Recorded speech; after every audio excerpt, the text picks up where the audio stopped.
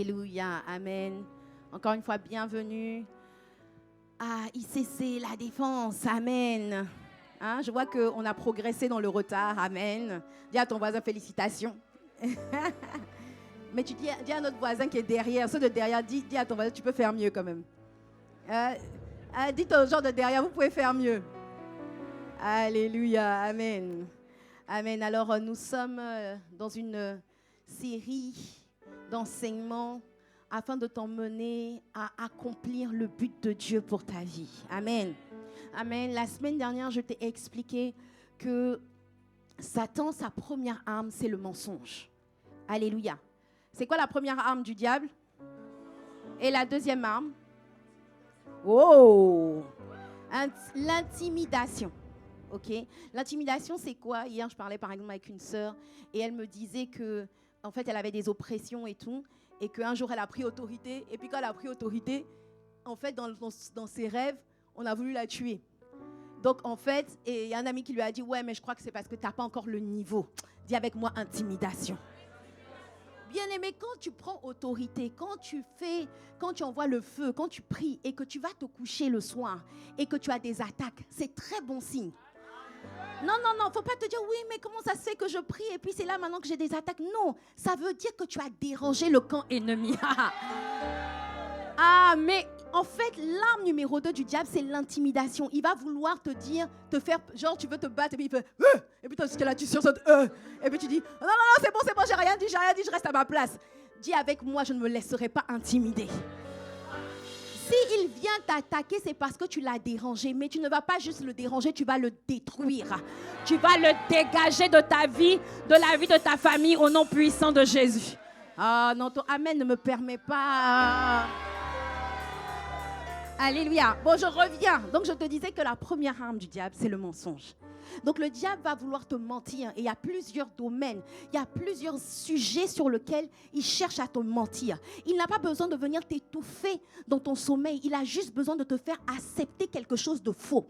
Si tu acceptes cette chose de fausse comme une vérité, c'est bon, il a réussi à égorger, à dérober, à te voler des choses. Mais je déclare que tu ne sauras pas voler.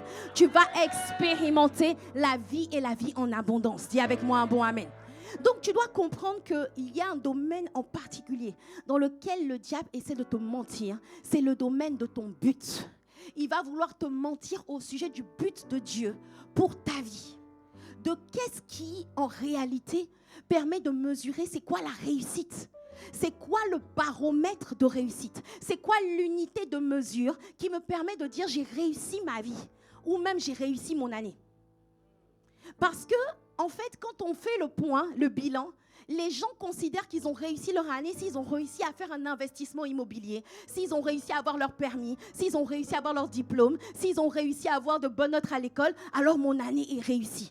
Mais est-ce que la question que tu dois te poser, c'est est-ce que c'est avec cette unité de mesure que Dieu mesure ma vie? Est-ce que Dieu, quand il voit que tu t'es marié, il dit, bon et fidèle serviteur, entre dans la joie de ton maître? Non, parce qu'on aime bien dire, il s'est marié, gloire à Dieu. Qui t'a dit que la gloire de Dieu est visible quand quelqu'un se marie? Mais les païens se marient. Tu sais, c'est pas compliqué. Il faut que tu comprennes que Dieu n'a pas les mêmes critères que les gens de ce monde. Donc, quand tu commences à utiliser ce que le monde utilise pour dire réussite, ça veut dire déjà qu'il y a un mensonge auquel tu as cru. Est-ce que tu me suis? Je ne suis pas née de nouveau pour revivre une vie, pour vivre une vie améliorée par rapport à celle d'hier. Hier, je n'arrivais pas à acheter un appartement, maintenant j'arrive à acheter, donc c'est que ma vie est réussie. Non, dis avec moi non. Alléluia. Et en fait, comme les enfants de Dieu de plus en plus ont accepté cette vérité, cette génération a accepté cette vérité, alors l'église ressemble, chaque dimanche, les gens viennent, ils écoutent le message, et le message m'a fait du bien, je vais pouvoir me sentir mieux cette semaine. Ils vont à la maison, je vais me connecter, je vais prier, je vais méditer, j'ai la paix maintenant. Avant que j'arrive à ICC, je n'avais pas la paix, maintenant je me sens beaucoup mieux. Merci pasteur, que Dieu bénisse votre vie, machin, je mets les likes, je mets les pouces, et puis après, je vais au travail, ça se passe bien, mon chef ne m'embête plus, tout va bien, ma vie est réussie. Dis avec moi négatif. Non. Et ça, c'est un mensonge du diable. Et je t'ai dit la semaine dernière, le diable va te faire diversion. Il va faire diversion. Il va te faire croire. Il va te focaliser. Ah, en ce moment, ça ne va pas dans ton travail. Vas-y, prie. Fais une veillée de prière pour assujettir ton chef au travail. Pour le dominer. Fais une veillée de prière pour rendre ses pensées captives à l'obéissance de Christ. Et puis tu es là toute la nuit. Malasata, les machata, mon mariage, mon travail, l'élévation, les finances, la promotion. Et puis quand ça aboutit, tu dis, ah, gloire à Dieu. Et Dieu dit, échec réussi. Parce que ce n'est pas avec ça qu'il mesure ta vie. Ce n'est pas avec ça que Dieu mesure ta vie. Avec quoi Dieu? Parce que tu dois comprendre que la vie est courte. Dis à ton voisin, la vie est courte. La vie, en fait, il ne faut pas penser même que tu vives. Tu sais, pour Dieu, que quelqu'un vive jusqu'à 20 ans, ou qu'il vive jusqu'à 50 ans, ou qu'il vive jusqu'à 90 ans, en fait, ce n'est pas ça qui fait qu'il a eu une vie réussie. La réussite, la qualité de vie de quelqu'un ne dépend pas de sa longévité, mais dépend de sa capacité à accomplir le but. Sinon, tu vas dire que Jésus a raté sa vie parce qu'il est parti de la terre à 33 ans. Il est parti à 33 ans, mais il a combattu le bon combat, il a achevé la course, il a gardé la foi. Qui dit que la vie de Jésus sur terre était une vie réussie? Qui dit que sur la terre, Jésus avait une vie réussie? La vie de Jésus, parce que les gens pensent que parce que tu as quitté la terre à 33 ans, tu as quitté la terre à 40 ans, donc ça veut dire que c'est le drame et que ça veut dire que tu as raté ta vie. Mais non, c'est pas ça qui va me permettre, c'est pas l'âge. C'est pas l'âge qui me permet de déterminer si tu as réussi ta vie ou pas. C'est qu'est-ce que tu as fait pendant ta vie terrestre. C'est premièrement, où est-ce que va ton esprit? Parce que le corps peut mourir, mais l'esprit ne meurt jamais. Donc ton esprit, il est éternel. Donc est-ce qu'il va aller en enfer ou est-ce qu'il va aller au paradis? Premièrement, ça c'est la première question. Dis avec moi question. La deuxième question, c'est quand je vais aller dans l'éternité, si je vais dans le paradis de Dieu, je vais comparaître devant ce qu'on appelle le tribunal de Christ. La Bible dit que il nous faut tous comparaître devant le tribunal de Christ pour pouvoir rendre compte de ce que nous avons fait sur la terre. Donc il y a un moment donné, tu vas comparaître devant le tribunal de Christ et tu vas devoir rendre compte des années que tu as passées sur la terre. Que ce soit 20 ans, 30 ans, 10, 100 ans, même si tu vis jusqu'à 120 ans, Dieu n'en a que faire. C'est qu'est-ce que tu as fait avec les années que je t'ai données. Quand tu vas comparaître, qu'est-ce que tu vas ramener à Dieu? Tes contrats que tu as signés au travail? Qu'est-ce que tu vas ramener à Dieu? Tes clés de ta Audi, de ta Mercedes? Qu'est-ce que tu vas ramener à Dieu? Les bails de tes appartements que tu as loués? Il va dire, il fallait au moins acheter. Dis avec moi, aïe, aïe, aïe. Qu'est-ce que tu vas ramener devant le tribunal de Christ? C'est ça la vraie question. Et devant le tribunal de Christ, Dieu va sortir son baromètre, ses critères d'évaluation. Il va te faire passer à l'examen selon non pas tes critères à toi, mais selon les critères d'évaluation de Dieu. Et tu dois comprendre que la vie sur terre, pourquoi il faut absolument que je réussisse cet examen devant le tribunal de Christ? Parce que la vie sur terre est très courte en réalité, rapportée à l'infini, rapportée à l'éternité. Vivre 20 ans, 50 ans, c'est comme si tu prends 20 ans, tu divises par l'infini, ça fait 0. Quel que soit, même si ta vie, non, j'ai vécu 120 ans, elle a vécu une bonne vie. Elle a vécu 120 ans, elle a vécu 100 ans. Mais si c'est 100 ans où tu as cassé les pieds à tout le monde, si c'est 100 ans où tu passais ton temps à te lamenter, si c'est 100 ans où tu passais ton temps dans l'impudicité, à courir après les hommes, à courir après les femmes, tu penses que ça, c'est une qualité de vie parce que tu as vécu 100 ans? On s'en désintéresse. Je te dis 100 divisé par l'infini, ça fait 0. Ils sont où les mathématiciens? Hein? Vous êtes là? On est là. Les statisticiens, vous êtes où? Quand tu rapportes, même si tu dis que tu divises 20 par l'infini ou que tu rapportes 100 à l'infini, ça fait toujours 0. C'est la poussière. Pourquoi? Et vous allez voir que dans la Bible, Dieu compare la vie terrestre à des choses qui sont vraiment très infimes. Est-ce qu'on peut me mettre les images? La première des choses à laquelle Dieu compare la vie terrestre, ok, il te dit, toute chair est comme l'herbe. Donc en fait, la durée de ta vie, Dieu la compare à la durée de l'herbe. L'herbe dure combien de temps? C'est quoi la durée de vie de l'herbe? c'est quelques semaines. L'herbe dure quelques semaines. Et il te dit que toute chair, c'est-à-dire que tout être humain est comme l'herbe. C'est rien. Ensuite, il compare la vie terrestre. Vas-y, passe. Il le compare à une vapeur. Vous ne savez pas, parce qu'en fait, dans le contexte de Jacques 4,14, il dit en fait que vous qui dites, demain on va aller ici, demain je vais faire ceci, il dit, vous devriez plutôt dire, si Dieu le veut, je vais faire ceci ou je vais faire cela. Et ensuite, il te dit, pourquoi? Parce que vous ne savez pas ce qui arrivera demain. Et il dit, car qu'est-ce que votre vie? Voilà la définition que Dieu donne de ta vie et de ma vie. Une vapeur qui paraît pour un peu de temps et qui ensuite disparaît. Ta vie, la durée de ma vie et de ta vie, Dieu le considère comme une vapeur. Ça dure combien de temps une vapeur? Non, peut-être que tu as des vapeurs longue durée. Ça dure combien de temps une vapeur? Une vapeur, c'est quelques secondes. Donc quand Dieu compare la durée de ta vie avec la vraie vie qui va commencer après l'éternité, il te dit c'est une vapeur. C'est une vapeur, c'est rien. J'aurais dû ramener de la vapeur ici. Parce qu'il y en a, ils ne comprennent toujours pas. C'est une vapeur. Ensuite, il dit quoi? Il compare la vie à quoi? Il compare à une fleur. Il te dit, toute chair est comme l'herbe et son éclat comme la fleur des champs. L'herbe sèche, la fleur tombe quand le souffle de l'Éternel souffle dessus. Oui, le peuple est comme l'herbe. L'herbe sèche, la fleur tombe, mais la parole de Dieu subsiste éternellement. Ta vie, c'est comme une fleur. C'est pour ça que j'aime pas qu'on m'offre des fleurs. J'ai jamais vu un truc aussi inutile qu'une fleur. Donc, c'est pas la peine de m'offrir des fleurs. Pourquoi? Parce que on achète, c'est combien le bouquet de fleurs? Quand c'est pas trop cher, c'est 50 €. Et puis, en fait, tu dis, ouais, c'est trop beau, j'ai touché. 2 jours après, tu viens, ça salit ton salon. Ça a commencé à faner. Tu te dis, mais on t'a acheté pourquoi? Quel est le retour sur investissement? Qu'un frère me dise Amen. Alléluia. Bon, c'est pas une doctrine. Hein? C'est mon opinion personnelle. Ne m'offre pas des fleurs. Pourquoi? Parce que la fleur, il n'y a rien de plus éphémère. Et puis, il n'y a rien, en fait, c'est éphémère. Et c'est comme quelque chose qui vient pour te blaguer. Parce que c'est beau, c'est magnifique. Et puis, pouf, ça fane. C'est ça ta vie et ma vie.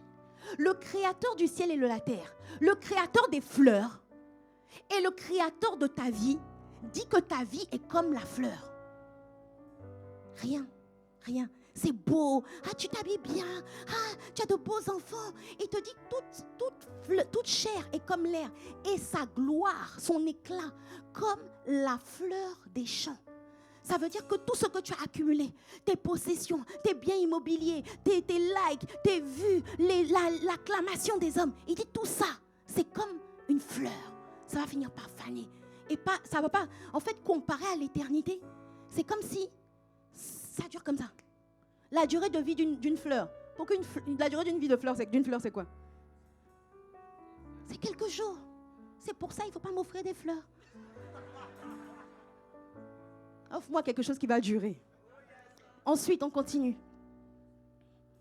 Ensuite, il dit, l'homme est semblable à un souffle et ses jours sont comme l'ombre qui passe. Tu as déjà vu une ombre qui dure? Tu as l'ombre et puis l'ombre est là, elle reste là. Tu dis, ombre, ne bouge pas. Hein. Dès que tu bouges, elle bouge aussi. L'ombre, c'est quelque chose de furtif. Dieu compare ta vie et ma vie à une ombre. À quelque chose d'insaisissable. À quelque chose qu'on ne peut même pas toucher. Ensuite, il dit, oui, l'homme qui se promène n'est qu'un souffle. Il s'agite, mais c'est en vain. Il l'amasse, mais il ne sait qui recueillera. Tu amasses, mais tu ne sais qui recueillera. Il te dit que l'homme n'est qu'un souffle. Qu'un souffle. Qu'un souffle. C'est-à-dire que tu parles beaucoup. Tu te la racontes. Mais si Dieu prend le souffle, plus rien. Quand maman Blanche Tounassi, l'épouse de pasteur Marcelo, est partie, pasteur Marcelo a dit, mais je suis allée dans sa chambre. J'ai vu tous ces sacs de marque. J'ai vu ses vêtements. Et puis je me suis dit, mais tout ça, on a partagé. Regarde, il dit, tu amasses, mais on ne sait pas qui va recueillir. C'est pour ça que tu ferais mieux de t'amasser des trésors dans le ciel. Là où ni la teigne ni la rouille ne peuvent venir dévorer. Quel que soit, on te dit non, il faut investir dans la pierre, il faut investir dans l'immobilier. Parce que ça, c'est durable. Bien-aimé, tu ne sais pas qui recueillera. Tu ne sais pas qui va même jouir de cet appartement que tu es en train d'acheter. Parce que ne pense pas parce que tu as 30 ans, tu as encore toute ta vie devant toi. Cette semaine, on a une sœur de notre église, très chère, qui était en bonne santé. Elle avait 3 enfants. Elle avait un bon mari. Et puis, on ne sait pas ce qui s'est passé. Sa fille a mangé avec elle à 13h. Elle revient à 17h des cours. Elle trouve sa mère par terre. Elle appelle un frère de la famille d'Impact d'à côté. Elle dit, mais... Elle dit, viens, je crois que maman me fait une blague. Elle est couchée par terre, mais elle me fait une blague. Le frère a dit, quelle blague? Il a appelé les pompiers. Il arrive, il fait un massage cardiaque à la dame. Elle ne se réveille pas. Les pompiers viennent. Ils essaient pendant 1 heure. Il dit, c'est déjà trop tard, elle est partie. Pourquoi? Comment? Son mari se dit, mais c'est une blague. Ses enfants sont complètement déboussolés. Je te dis que ma vie et ta vie, c'est rien. Je te dis que ma vie et ta vie, tu ne sais pas. En fait, tu ne connais pas. Tout le monde n'est pas appelé à vivre 100 ans. Ah non. Tu ne connais pas quelle est la date limite de ta durée sur terre. Et si je pars à 40 ans, si je pars à 50 ans, ou si je pars à 20 ans, ce n'est pas ça qui détermine si j'ai réussi ou pas. C'est comment j'ai occupé mes journées. Qu'est-ce que j'ai fait de ma vie terrestre? Est-ce que j'ai accompli le but? Un jour, il y a quelqu'un, on raconte une histoire vraie. Une personne, une femme qui est décédée. Et quand elle est décédée, on a appelé sa fille pour rendre témoignage. Et quand sa fille devait rendre témoignage, sa fille ne voulait pas rendre témoignage. On a dit, vas-y, rends témoignage, raconte comment ta mère était bien. Parce que c'est toujours quand les gens meurent qu'ils deviennent bien. Raconte. Et la fille dit, oui, ma mère. Dis, mais vas-y, dis quelque chose. Elle dit, ma mère aimait faire le shopping. C'est fini. Elle a dit, je vous remercie. Que Dieu vous bénisse. Elle est partie. Une histoire vraie. Si tu pars aujourd'hui, quel est le témoignage qu'on va rendre de toi? Quel est le témoignage que Dieu pourra rendre de toi? Parce qu'une fois que tu es parti, tu es parti. Hein. C'est pas dans l'éternité, tu vas commencer à travailler, dire, il faut que je rachète le temps. C'est ici que ça se passe. Est-ce que tu me suis? Donc ne te laisse pas tromper par le diable sur pourquoi tu es là, pourquoi tu as été créé, et plus pourquoi je suis né de nouveau. Ce n'est pas pour venir à l'église uniquement, ce n'est pas juste pour servir à gauche, à droite. Il y a un but qui m'a été fixé. Et ce but, ce mandat, en fait, comprendre ça, c'est comprendre les fondements de la vie chrétienne. C'est comprendre, si l'église comprend ça, les chrétiens viennent c'est pour ça que les chrétiens sont déçus de Dieu. Tu es déçu de Dieu, pourquoi? Parce que tu pries des prières qui n'intéressent pas Dieu. Tu as des priorités qui ne sont pas les priorités de Dieu. Tu jeûnes et tu pries pour des choses qui sont secondaires et pas prioritaires. Et du coup, tu es déçu. Je peux t'assurer, il y a des sujets de prière. Quand tu les pries, je t'assure. Je dis toujours à Dieu, c'est bizarre. Hein? Il y a des prières, quand je te fais, tu m'exauces toujours. Prier pour que les vies soient transformées. Prier pour qu'un cœur endurci soit adouci. Prier pour que la maison du Seigneur soit remplie. Prier pour que les âmes affluent. Quand on a ouvert la défense, prier pour que les âmes affluent. Je t'assure, Dieu m'exauce toujours. J'ai compris pourquoi Jésus a dit au Père, je te rends grâce de ce que tu m'exauces toujours. Pourquoi Jésus avait 100% de prières exaucées? Parce qu'il faisait des prières qui étaient la priorité du cœur de Dieu. Mais toi, tu es frustré, tu dis oui, depuis on prie, il n'y a rien qui change, arrête de venir à l'église parce que tu pries des prières qui n'intéressent pas Dieu. Ça ne l'intéresse pas, bon sang. Ce n'est pas son focus, ce n'est pas son cœur, ce n'est pas sa priorité. Et le Seigneur te regarde avec compassion parce que tu es trompé par le diable. Il te fait diversion, il te trompe, il te focalise sur ce qui est complètement inutile. Et toi, tu es content, satisfait. J'ai 2 enfants, j'ai un bon mari, j'ai la paix de Dieu dans mon foyer. Je rends grâce au Seigneur, ma vie est réussie. Le Seigneur te regarde et dit, mais tu as absolument rien compris. Alors c'est quoi le but? Dis avec moi, c'est quoi le but? Le but, il est, vous savez, quand un créateur crée quelque chose, il se demande pourquoi j'ai créé la chose. Et au moment où il a créé, il dit voilà pourquoi je l'ai créé. Quand on crée une voiture 4x4, ce n'est pas pour rouler dans Paris, à la base. Va en Afrique, tu vas voir pourquoi on a créé la 4x4. Va dans certains pays d'Afrique, tu dis ah ouais, c'est pour un temps comme ceci que tu as été manifesté. Ah non, je t'assure, hein, je ne vais pas citer le pays où j'étais cet été. Je me suis dit, je comprends pourquoi les 4x4 ont été créés. Ce n'était pas pour être en hauteur et se la raconter. C'était pour ce genre de territoire. Pourquoi j'ai été créé? Premièrement, Genèse 1, verset 26. Genèse 1, verset 26 me donne le but. Je sais que mon message peut-être ne va pas t'intéresser. Mais moi, je veux m'assurer que je t'ai emmené sur le chemin sur lequel tu devais aller. Je ne vais pas te blaguer, dire reçois ta percée, reçois ton mariage. Ça ne va même pas t'épanouir ni te rendre heureux. Et ça va faire de toi un chrétien capricieux qui vient pour obtenir de Dieu au lieu de venir pour devenir pour Dieu. Genèse 1, 26. Puis Dieu dit, faisons l'homme à notre image, selon notre ressemblance, et qu'il domine sur les poissons de la mer, sur les oiseaux du ciel, sur le bétail et sur toute la terre, et sur tous les reptiles qui rampent sur la terre. Dieu créa l'homme à son image, il le créa à l'image de Dieu. Il créa l'homme et la femme.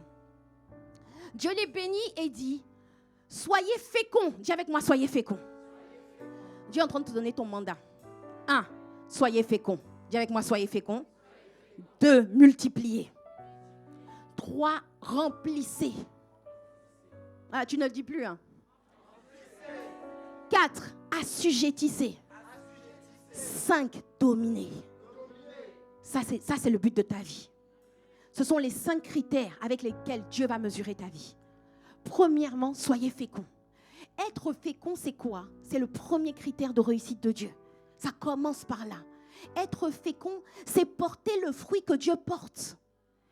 Être fécond, c'est être productif. C'est porter le fruit. Et le fruit que Dieu veut voir en toi, c'est son image et sa ressemblance. C'est son image. C'est-à-dire, c'est le fruit de l'esprit. Ça veut dire que chaque jour qui passe doit me rapprocher du fruit de l'esprit. Chaque jour qui passe, je dois être plus amour, plus patience, plus paix, plus audacieux, plus conscient de l'autorité de Christ, plus dominant sur les ténèbres.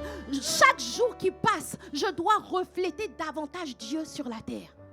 On a trop vu l'image de la débauche. On a trop vu l'image du mensonge. On a trop vu ce que le diable pouvait faire dans une vie. On a vu les abus. On a vu la colère. On a vu la violence. On le voit tous les jours à la télé. Il est temps qu'à travers toi et moi, on voit Dieu vivant. On voit l'image de Dieu. On voit qu'il est possible de vivre dans l'amour. Il est possible d'avoir vécu des choses difficiles, mais de pardonner à ceux qui sont impardonnables.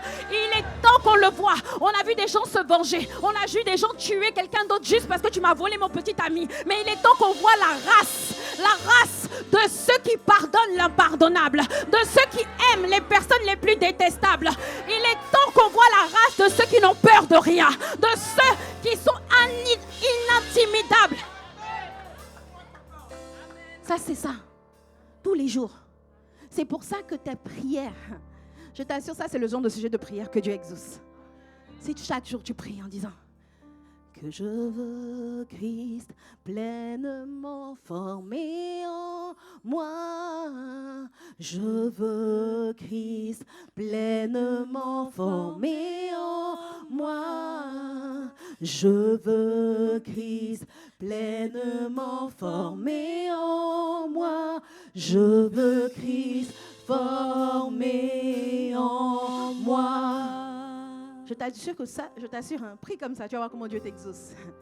Demande, Seigneur, je veux disparaître et que toi tu apparaisses. Tout ce que je veux, c'est toi. Ce que je veux dans cette épreuve, je traverse une situation difficile, mais tout ce que je veux, c'est manifester l'image de Dieu. Je veux manifester ta paix qui ne dépend pas des circonstances. En fait, je te dis toujours, je vais te le répéter jusqu'à ce que ça rentre. Dans une épreuve, dans une difficulté, ce qui intéresse Dieu, ce n'est pas la résolution du problème, c'est ce que tu deviens dans le problème. C'est la formation de Christ en toi dans cette épreuve. C'est est-ce que dans cette épreuve, tu deviens plus persévérant, ou bien tu deviens un sac à lamentation. Ça vient d'arriver. Est-ce que tu es en train de devenir de plus en plus patient, persévérant, inébranlable? Oh non, depuis que je prie, la situation ne change pas. Mais tu ne comprends pas que dans cette situation, Dieu, sa priorité n'est pas que la situation change, mais que toi tu changes. La priorité de Dieu n'est pas que la situation se décante, se débloque. Ah, gloire à Dieu, la situation est débloquée. Non, Dieu dit gloire à Dieu, tu es devenu plus persévérant. Gloire à Dieu, tu es devenu plus patient. Gloire à Dieu, tu es devenu inébranlable. Gloire à Dieu, tu ne conjugues plus la fidélité de Dieu en fonction de ce qui t'arrive. Gloire à Dieu, tu es capable de pardonner l'impardonnable. Gloire à Dieu, tu pardonnes même à ceux qui t'ont trahi. Gloire à Dieu, tu es rempli d'audace. Gloire à Dieu, on est venu t'étouffer dans ton sommeil, mais tu t'es réveillé, tu as riposté. Gloire à Dieu, tu commences à me ressembler davantage. Tu vois, il y a des gens, quand ils grandissent, on dit, tu commences à ressembler un peu plus à ta maman. Dieu dit, tu commences à me ressembler un peu plus à ton Père Céleste. Mouah! Quand Dieu te voit, il dit, non, elle est bloquée, elle n'a pas de travail, elle est au chômage. Oh, pauvre elle. Non, il dit, waouh, elle me ressemble de plus en plus. Tu commences à ressembler à ton papa. Mouah, mouah, mouah. Quand Dieu te voit, il te fait des bisous. Mouah. Il te fait des gros bisous. Mouah. Dieu te like, il te kiffe, il met les cœurs. C'est pas sa priorité que tu trouves un travail. Même si Dieu va te donner le travail, Dieu n'a pas de problème avec ça. Il n'a pas de problème avec ça. Mais c'est que les gens ne comprennent pas. On confond le but et puis les privilèges. On confond la mission et les privilèges liés à ceux qui accomplissent la mission. Je dis qu'il ne faut pas confondre la mission et les privilèges liés à la... Imagine, un homme... Non, imagine-toi. Tu viens, aujourd'hui, on te nomme, l'entreprise dans laquelle tu travailles là, on te nomme CEO, directeur général de la boîte. Si tu le veux, dis Amen. Ok, je vais t'enjailler un peu plus. Imagine, on te prend avec 20 000 euros de salaire chaque mois. Chaque mois. Monsieur, est-ce que vous voulez accepter le poste? À la clé, il y a 20 000 euros de salaire chaque mois. Je dis, ouais, bon, c'est conforme à mes prétentions salariales. Là, tu te dis, mais qu'est-ce qui m'arrive, Seigneur? 20 000 euros de salaire avec une voiture de fonction, pas des moindres. Oh, il y a des gens qui disent, voilà, vous dites quoi? Vous êtes... Non, ils sont focalisés sur le but. Ok, 20 000 euros, une voiture de fonction et pas des moindres. Hein? Ce n'est pas une Twingo, une Mercedes. Ok. Et on te dit, en plus de ça, vous allez avoir droit, en fonction de l'atteinte de vos objectifs, vous avez droit à un bonus qui peut aller jusqu'à 5 000 euros par mois. Et en plus de ça, chaque année, vous avez la prime d'intéressement, la prime de participation. Et en plus de ça, vous avez droit à un 13e, que dis-je, un 14e mois. Et en plus de ça, vous avez droit à ce qu'on appelle l'épargne salariale, où quand vous mettez votre argent dans le compte épargne, le taux d'épargne salariale, c'est 100%. Ça veut dire que vous mettez 1 000 euros, mais à la fin de l'année, votre épargne est multipliée par 2, vous êtes à 2 000 euros. Donc, tu as épargné 5 000 euros et tu as 10 000 euros à la fin du mois. Donc, tu as ça. Et en plus de ça, vous avez le comité d'entreprise qui vous donne des places gratuites pour vos enfants à Disneyland, qui vous permet, cette année d'ailleurs, on organise un voyage à Punta Cana, etc. Tu te dis, Malé Sotokoria, maman. Il m'a fait du bien, il m'a fait du bien, il m'a fait du bien. Là, tu dis, hé, pasteur, viens là, il faut que j'aie un témoignage. Il m'a fait du bien. Là, tu te dis, non, c'est trop fort. Et puis, on te dit, ok, maintenant tu vas au travail. Premier jour. Alors, évidemment, on t'a donné des objectifs à atteindre. On te dit, alors aujourd'hui, le chiffre d'affaires de l'entreprise est à 50 millions. Monsieur le directeur, nous vous avons nommé afin que vous doubliez ce chiffre d'affaires à 100 millions. Dis avec moi, c'est pour moi. Et donc, tu dis Amen, tu signes. Premier jour, tu viens au travail. Tu dis, il faut que j'aille voir un peu la RH, là. Dis, madame, est-ce qu'à la fin du mois, j'aurais bien mes 10 000 euros par mois? Non, attends, qui est dans les RH ici? Lève la main. Tu n'as pas trouvé la personne bizarre? Premier jour de travail, au lieu d'aller voir la personne qui était là avant ou le directeur au-dessus de toi pour comprendre le poste, tu dis que je vais aller voir les ressources humaines pour savoir, c'est vrai, hein, les 20 000 euros, là, je les aurais vraiment? La RH dit, oh, bah, madame, bien sûr, tant que votre période d'essai est confirmée, tant que vous accomplissez les objectifs, bien sûr, vous allez avoir vos 20 000 euros. Après, tu avances, deuxième jour, tu dis, la voiture de fonction, elle est bien. Il dit, je vais aller faire un tour. Toute la journée, tu prends la voiture, tu fais le tour dans le quartier. Dis, mais monsieur le directeur, on ne vous a pas beaucoup vu. Ah, fallait que je teste la voiture de fonction. Je vais se dire, non, le directeur opérationnel va aller voir les ressources humaines pour dire, il y a un gars chelou que vous avez embauché ici. Est-ce que tu me suis? Troisième jour, tu viens, tu dis, il faut que j'aille voir le CE. Mais on te dit, le comité d'entreprise ouvre de 13h à 15h. Tu dis, ok, j'attends. Je vais devant leur bureau, j'attends. La dame vient et dit, mais monsieur, qu'est-ce que vous, monsieur le directeur? Je veux savoir, les billets de Disney, je peux les avoir dès maintenant. Le voyage à Punta Cana, c'est pour quand déjà? Ils vont te dire, mais il est fou. Attends, si c'est ta boîte, est-ce que tu vas garder un gars comme ça dans ton entreprise? Tu vas dire, écoutez, votre période d'essai vient d'être abrégée now. Mais bien aimé, c'est ce que nous faisons avec Dieu. On se focalise sur les privilèges liés à notre mission. Tu seras la tête et pas la queue. Tu seras en haut et pas en bas. Tu vas pouvoir être riche. Tu vas habiter dans des maisons que tu n'as pas construites. Tu vas être la tête et pas la queue. Bien-aimé, Dieu veut te guérir. Dieu, la guérison divine est ton partage. Tu as plein de bénédictions qui te poursuivent. Mais on passe notre temps à poursuivre les privilèges de la mission en oubliant d'atteindre la mission.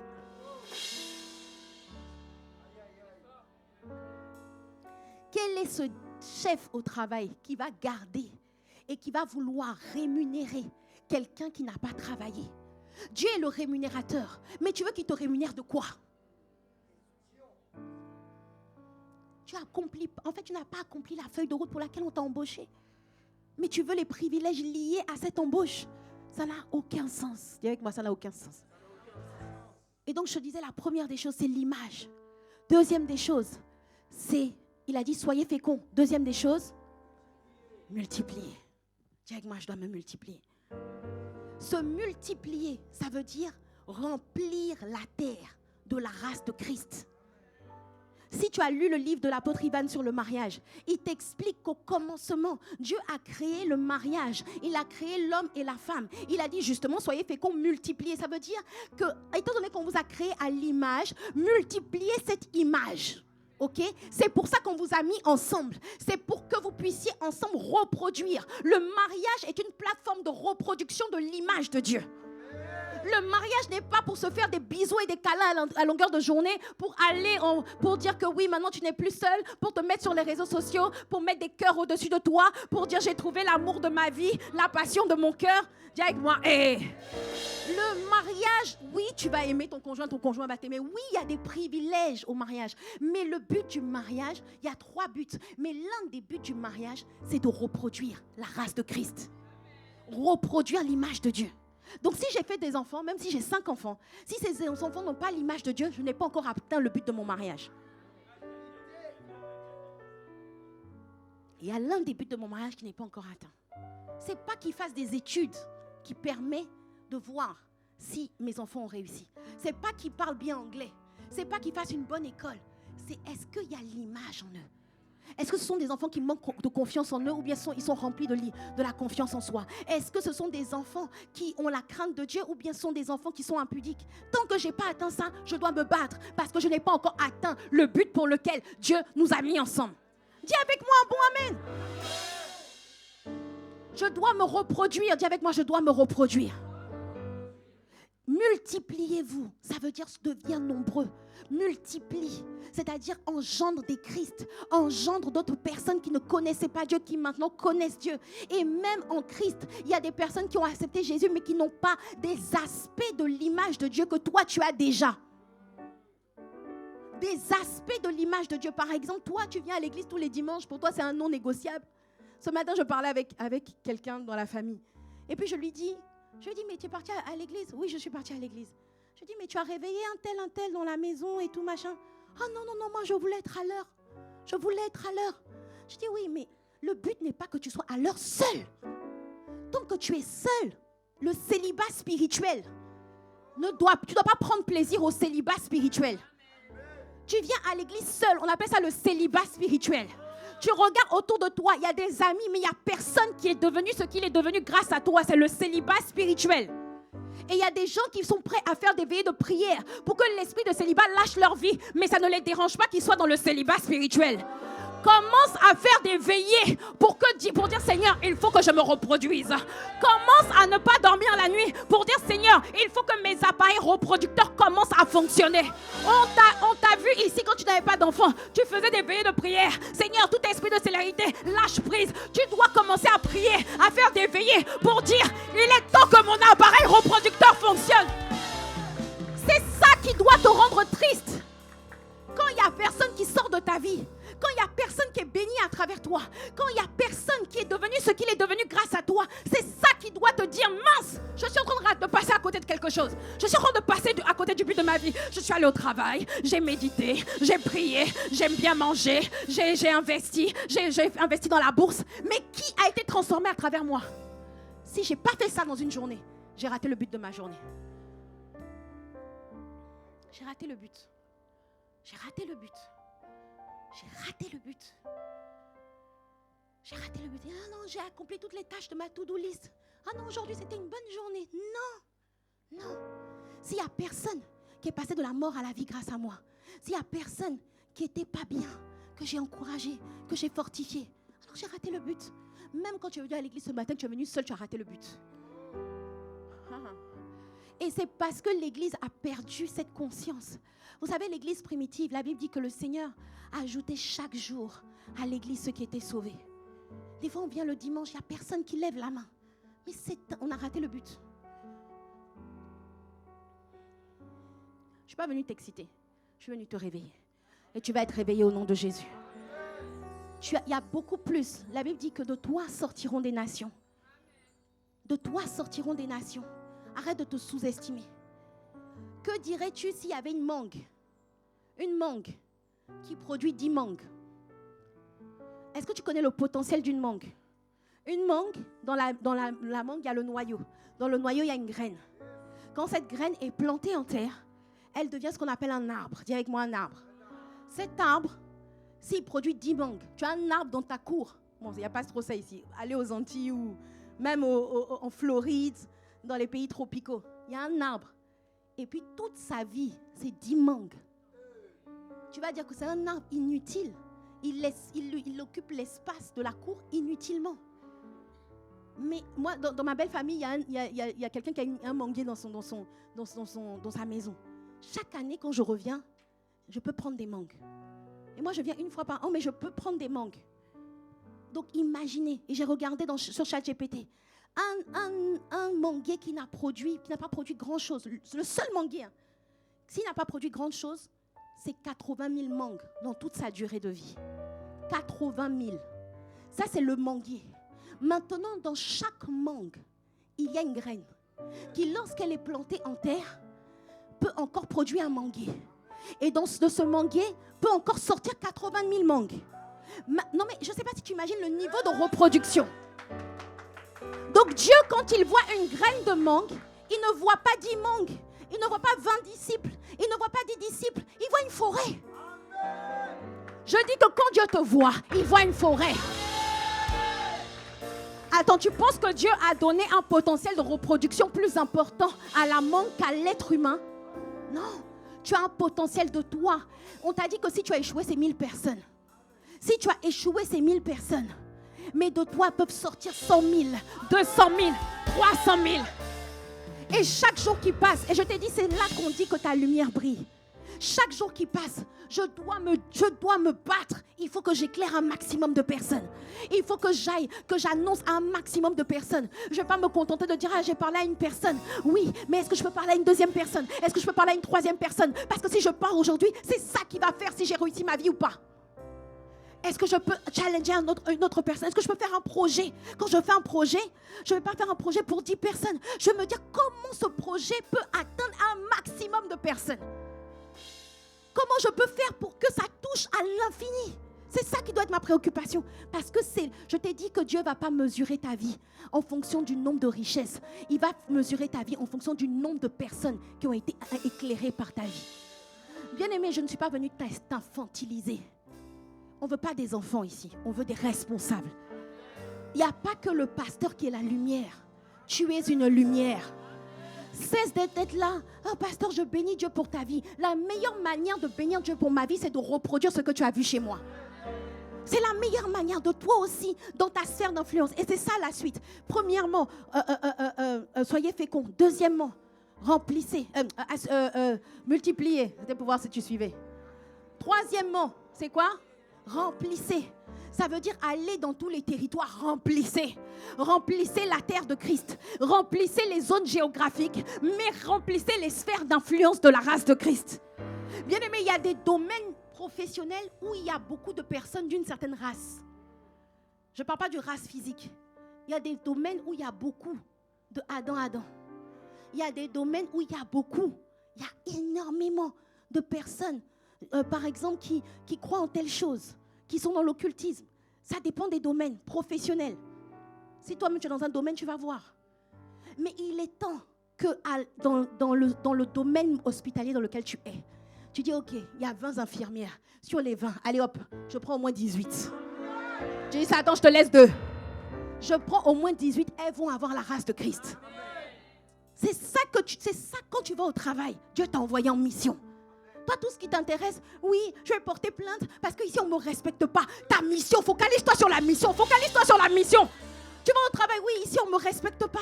Non, ici, je vais quitter le travail parce qu'on ne me paye pas bien. La mission. Je suis venue pour quoi? Je ne suis pas venue pour un salaire. Ça, c'est le privilège. Je suis venue pour les faire ressembler à Christ. Remplis. Remplissez le sport, remplissez la culture, remplissez l'éducation, remplissez de la race de Christ, remplissez les zones géographiques, remplis ta ville, remplis ton quartier de la race de Christ. Dis avec moi un bon amen. Et ensuite il dit assujettissez. Pourquoi? Parce que quand on est nombreux, on peut assujettir. Quand tu vas dans une entreprise où tout le monde, par exemple, a la culture de râler, ce qui va dominer dans l'entreprise, c'est la culture de râler. Parce que ceux qui râlent sont plus nombreux que ceux qui ne râlent pas. Est-ce que tu me suis? Mais quand tu vas dans une entreprise et que tout le monde est né de nouveau et qu'on a l'image de Dieu, la culture qui va régner, c'est la culture de l'amour, c'est la culture de la paix, c'est la culture de la joie. Donc il faut qu'on remplisse différentes sphères d'influence. Il faut qu'on remplisse le sport, il faut qu'on remplisse les médias et que là-bas, on assujettisse avec la culture du royaume de Dieu. On assujettisse. Ah, il y avait des pays où en fait les gens prenaient l'argent, ils se remplissaient la poche. Il n'y avait pas d'eau, il n'y avait pas d'électricité. Il n'y avait pas, les femmes étaient maltraitées, mais on vient, on répand la culture du royaume, on assujettit le territoire. Oh, dis avec moi un bon amen. Bien-aimé, je ne vais pas réussir ma mission dans ta vie si je fais juste de toi un bon chrétien. Je vais réussir dans ma mission dans ta vie si tu vas dans une sphère d'influence, tu vas dans ton travail et que là-bas tu contamines les gens avec la culture du royaume et qu'ensuite tu les ramènes à Christ et qu'ensuite ces Christ ramènent d'autres Christ. Là, on est en train d'accomplir le but d'ICC la défense et le but d'ICC la défense sera rempli au nom puissant de Jésus. Je ne suis pas venue parler à tout le monde, mais si je trouve au moins 120 personnes aujourd'hui, c'est bon. C'est bon, on a atteint. Assujettissez, dominez. C'est pourquoi, bien aimé, c'est ce pourquoi. Mais nos vies, la plupart, c'est égoïste, égocentrique. Du lundi au lundi, mon moi, mon mi, ma mère. Mes enfants, mon chien, mon chat. Mes enfants, mon travail, mes projets, ma mère. Il faut que j'appelle ma mère. Oh, les amis, priez pour ma mère. Ma mère ne va pas bien en ce moment. Venez, tout le monde, levez-vous en intercession parce que ma mère ne va pas bien. Toi, tu t'es levé en intercession pour qui? Le pasteur Yvan raconte qu'en 2016, il a fait un songe. En 2016, il a fait un songe. Et dans ce songe, il était gravement malade. Et comme il était gravement malade, il allait partout pour trouver une solution. Les médecins disaient qu'il ne pouvait pas guérir. Donc il est parti partout. Et puis il est tombé sur un prophète. Dans un quartier pauvre, il est tombé sur un prophète. Et puis il allait parler, prophète. Puis le prophète dit, c'est bon, je sais pourquoi tu es venu. Tu es venu parce que tu as une maladie dite incurable.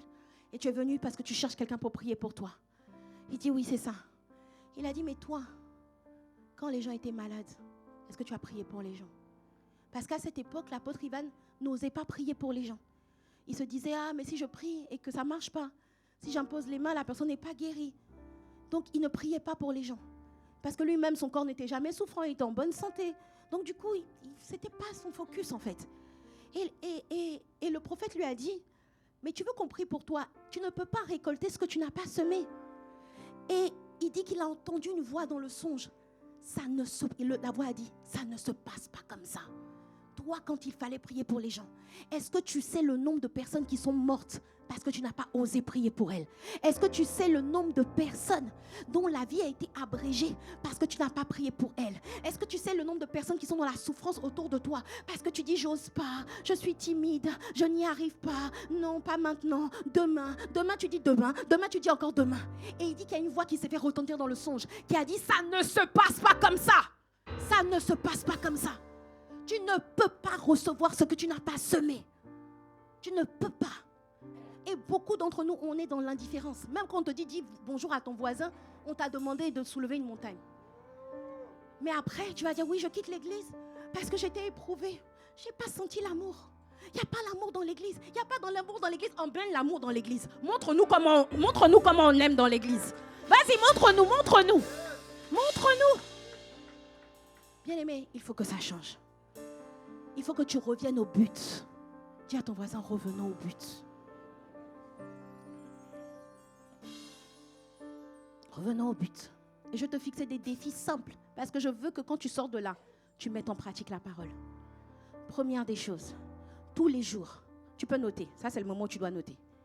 Tous les jours, demande à Dieu la grâce d'être conscient du but. Conscient de ce qu'on appelle l'espérance qui s'attache à ton appel. Conscient de ce pourquoi tu es sur la vie terrestre.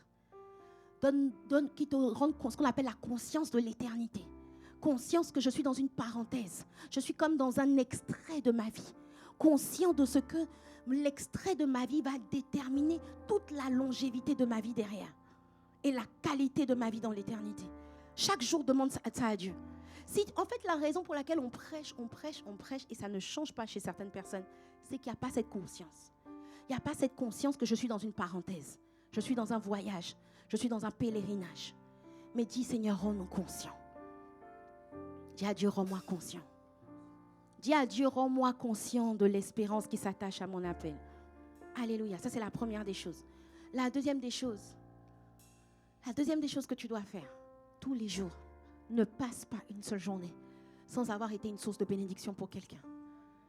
Parce que je t'ai dit que tu dois devenir un minimum 1 millier, que des nations, des multitudes doivent sortir de toi. 1 millier même, c'est petit. Des multitudes doivent sortir de toi. Mais je te dis ça, mais en fait, ça commence toujours petit. Dieu veut que tu rêves grand, mais il veut que tu acceptes de commencer petit. Donc tous les jours, prends ton téléphone, encourage quelqu'un dans la rue, dis à quelqu'un que Dieu l'aime. Dis à quelqu'un que Dieu ne l'a pas oublié. Dis à quelqu'un qui peut tout recommencer. Dis à quelqu'un dans les transports, dans ton travail. Si tu ne veux pas le faire avec des inconnus, fais-le avec des amis. Tous les jours, témoigne de Dieu. Ou même quelqu'un qui est déjà en Christ. Aide-le, affermis-le, encourage-le, prie avec lui. Tous les jours. Fais ça, deuxièmement. Troisièmement, je vais te donner un baromètre. Ne viens jamais à l'église seul. Jamais. Jamais. C'est-à-dire que, quand je te dis ne viens pas à l'église seul, c'est-à-dire que des fois, ce n'est pas forcément quelqu'un qui ne connaît pas le Seigneur, mais des fois, c'est quelqu'un qui a la flemme de venir, ou qui est lourd, qu'il faut que tu ailles chercher. Même si tu vas le chercher en RER, ce n'est pas grave. À force d'aller le chercher en RER, Dieu va te donner une voiture. Dis avec moi un bon amen. Ça s'appelle les privilèges de la mission. Pourquoi on donne une voiture de fonction? Parce que tu en as besoin pour accomplir ta mission. Pourquoi il y a des emplois où on donne une voiture de fonction et d'autres où on ne donne pas de voiture de fonction? Parce qu'il y a des emplois qui ne nécessitent pas que tu te déplaces. Mais si ton emploi nécessite que tu ailles à gauche, tu ailles au nord de l'île de France, au sud, etc., on va forcément te donner une voiture. Donc si Dieu voit que tu te déplaces en BMW pied, en BMW pied, c'est-à-dire avec tes pieds pour aller chercher les âmes, il voit que tu es obligé de te réveiller à 5 heures, prier, méditer, ensuite te lever tôt pendant qu'il fait encore nuit, il pleut, il fait froid. Tu vas chercher quelqu'un parce que tu veux t'assurer que la personne vienne à l'église dimanche. Il va dire, lui, il faut lui donner la voiture de fonction. Que Dieu te donne ta voiture de fonction au nom de Jésus. Bon, il faut déjà que tu aies le permis pour certains, miséricorde. Que Dieu te donne la discipline pour avoir ton permis au nom de Jésus. Alléluia. Donc tous les jours, tous les dimanches, ça c'est juste un baromètre. Il n'y a pas que le dimanche. Comme je dis, même le matin à la matinale, Tu te connectes. Ah, ça m'a fait du bien. Mais ça t'a fait du bien. Mais est-ce que tu as pensé à prendre ton téléphone pour dire à une amie, demain matin, je vais te réveiller à 6 heures parce qu'on va prier ensemble à la matinale. Tu dis, ok, à 6 heures, là, tu dis à la personne, mets bien ton téléphone sur sonnerie. Je te réveille. Bien aimé, juste ça. Tu rends de sortir de l'égoïsme. Tu rends d'accomplir le but. Juste ça. Et les actions de grâce ne vont pas abonder que pour le pasteur. Les actions de grâce vont apporter pour le canal que tu as été. Je suis en train de te donner des tips simples. Je te donne, ne dis pas, oui, réveille-toi à 3 heures, commande au matin, arrache. Non, simple, dis avec moi, simple. Si simple que nous passons à côté.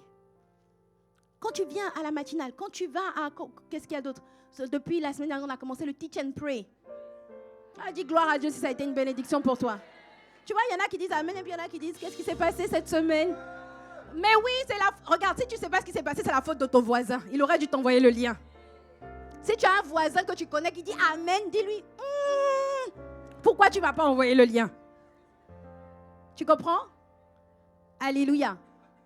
Il y a le Teach and Pray. Par exemple, le mois prochain, il y aura la conférence des femmes. Il y en a, ils prennent leur voiture depuis Courbevoie. La voiture est vide. Ils vont jusqu'à la cité royale. Seuls.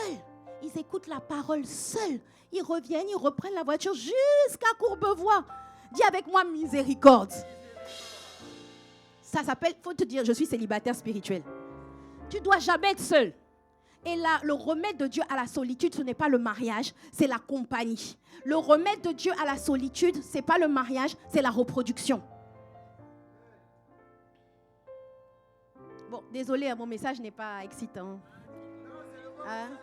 C'est bon, on a fini. Tu peux te lever et acclamer le Seigneur. Non, c'est terminé. Alléluia, on va prier. La Santa Kaya Rebo Shanta. Donne-moi mon téléphone, s'il te plaît. On va prier. Élève la voix. Tu vois, tu n'as même pas besoin de m'attendre. Tu n'as pas besoin de m'attendre. Malo satakaya rebo sotokora baba sata. Malo satakaya rebo santakaya. Ye malo seteke raba baba baba santakaya rebo soto. Malo satakaya rebo sotokora baba. Ye raba baba satakaya rebo santa. Alléluia.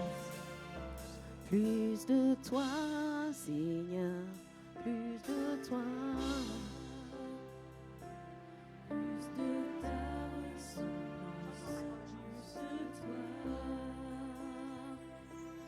plus de discernement de ta voix, de ta volonté, Seigneur, plus de toi.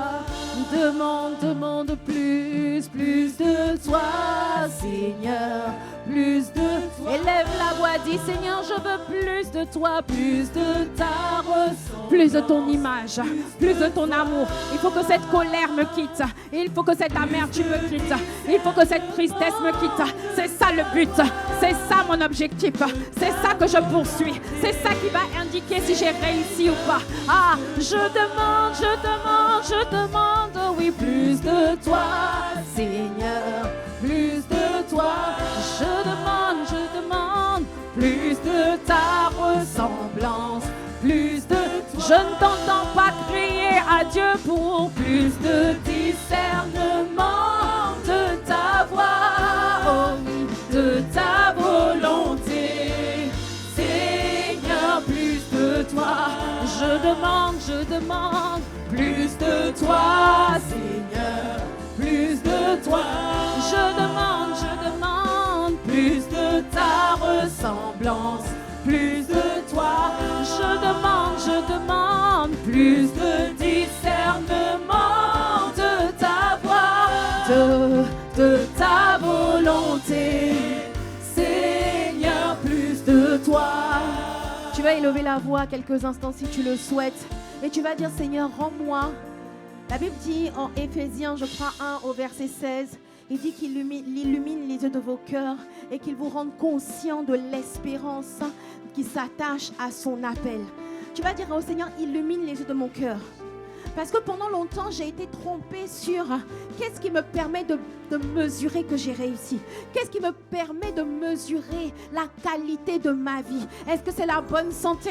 Est-ce que c'est l'argent? Est-ce que c'est le travail? Seigneur, il y a un voile, il y a un mensonge auquel j'ai cru. Mais je te demande aujourd'hui d'illuminer les yeux de mon cœur pour que je sois conscient de l'espérance qui s'attache à mon appel. Que je sois conscient, bien-aimé, tu vas demander la conscience de l'éternité, la conscience de ce que cette vie n'est qu'une parenthèse et que ta vraie vie va se jouer à l'infini pour l'éternité. Là où je vais passer l'éternité est déterminé par ce que j'aurai fait dans mon corps. Là où je vais passer l'éternité est déterminé par le fait, est-ce que j'ai l'image de Dieu ou est-ce que j'ai l'image de la bête? Est-ce que j'ai l'image de Christ ou est-ce que j'ai l'image de Satan? Est-ce que j'ai la colère ou est-ce que j'ai la paix de Dieu? Est-ce que j'ai la joie ou est-ce que je suis tout le temps dans la tristesse, dans la lamentation? C'est ça, Dieu veut voir son image. C'est l'un des premiers buts. C'est le premier but. C'est le premier but que je dois me battre pour accomplir. Alors élève la voix, bien-aimé, ne sois pas tiède. Il s'agit de ta vie, il s'agit de la réussite de ta vie, il s'agit de la réussite de ce pourquoi Dieu t'a suscité, de ce pourquoi il t'a fait naître de nouveau. Il ne t'a pas fait naître de nouveau juste pour éviter l'enfer. Il ne t'a pas fait naître de nouveau juste pour arrêter de fumer et venir à l'église. Non, il faut que Christ soit formé. Il faut que l'image de Dieu soit formée. Ah, je t'en supplie. Ah, je te demande plus. Je te demande plus de ton amour. Il faut que chaque jour qui passe, je me rapproche de ta douceur. Je me rapproche de ta paix. Je me rapproche de ton excellence. Je me rapproche davantage de l'amour qui supporte tout, de l'amour qui croit tout, de l'amour qui est patient et plein de bonté. Je t'en supplie. Ah, plus de discernement du véritable but, s'il te plaît. Ah, plus de ton image, plus de ton audace, plus de ton autorité, plus d'inspirer la terreur à mes ennemis, plus de te ressembler, plus de ressembler à Dieu. Tel tu es, tel aussi je suis dans ce monde. Tu es riche pour Dieu, alors je suis aussi riche pour Dieu. Tu es puissant, alors je suis puissant. Voici mon baromètre, voici mon baromètre, voici mon baromètre. Ne me laisse plus me tromper de but, ne me laisse plus me tromper d'objectif. Je t'en supplie, ah, de ta volonté, Seigneur, plus de toi. Alléluia. Maintenant nous allons élever la voix et nous allons prier, nous allons demander à Dieu la grâce chaque jour qui passe d'avoir une journée de qualité, d'avoir une journée productive. Une journée productive, c'est une journée, oui, où nous avons porté le fruit de l'esprit. Il y avait des situations de nature à nous agacer, mais je suis restée dans la paix de Dieu.